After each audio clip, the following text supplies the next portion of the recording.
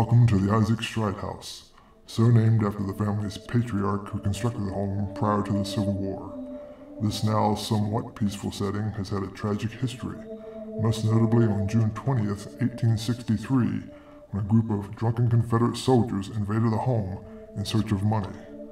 Their attack resulted in Isaac Strite being shot dead and his body jammed upside down into a pile of manure on the property, all for a mere take of $45. The Spirit Watch Paranormal Research Team and other investigators have made this tragic incident the primary focus of their previous work, assuming the continued activity reported by the current tenants was attributable to this deadly Civil War event. Things take a somewhat different direction during a recent return trip to this Pennsylvania location, though.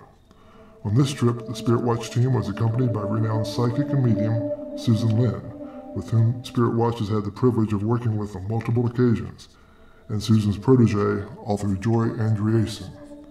Neither lady was made aware of any of the home's history or the results of any prior investigations. These are the findings from that day.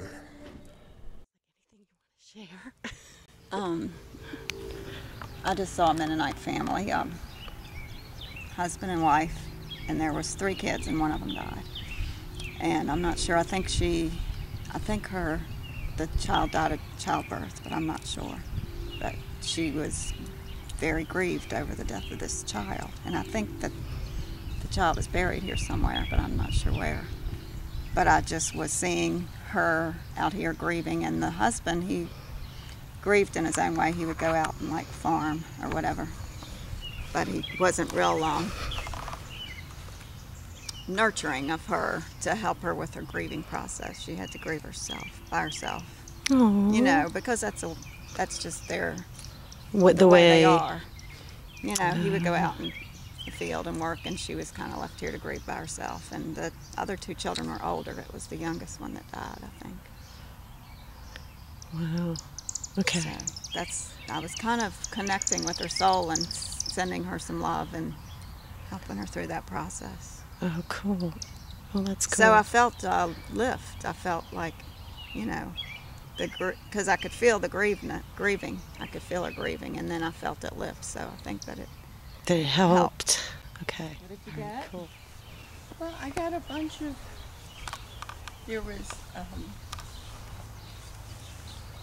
two names I heard, Okay. and one was that way.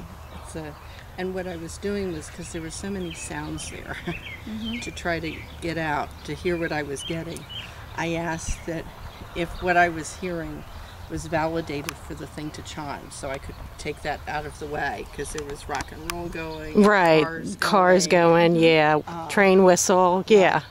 Right. And, you know, so as things were coming, I'd say, well, now, if I'm on the right track, I'll wait 5 seconds for the chimes to go, and then the chimes would go. And there was a name that I picked out that had something to do around here, and I don't know if he actually lived here or something happened with him here with a group of other people, because that's what I'm feeling. And his name was Gregory.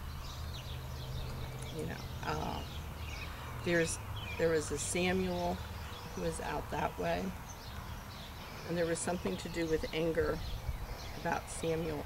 But it's almost as if underneath the trees have seen an awful lot, and as if something happened underneath the trees, or people buried under the trees there, because I just feel that there are people.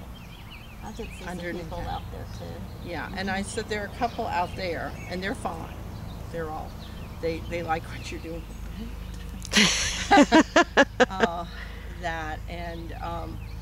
But around here in the trees, there's just this sadness, you know, that's there, and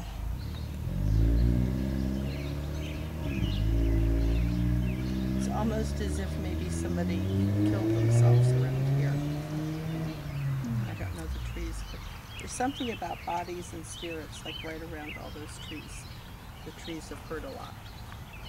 But Gregory was around here. Samuel was out there. Samuel was not a happy camper. And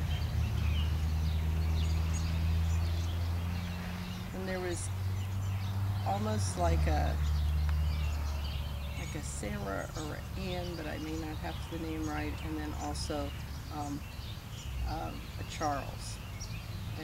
And Charles was connected to the female thing who was just in a lot of pain. And couldn't say everything that she was. In the course of our research, in the 1880 census, we found a Sarah Strite Huber listed with Anna as her daughter.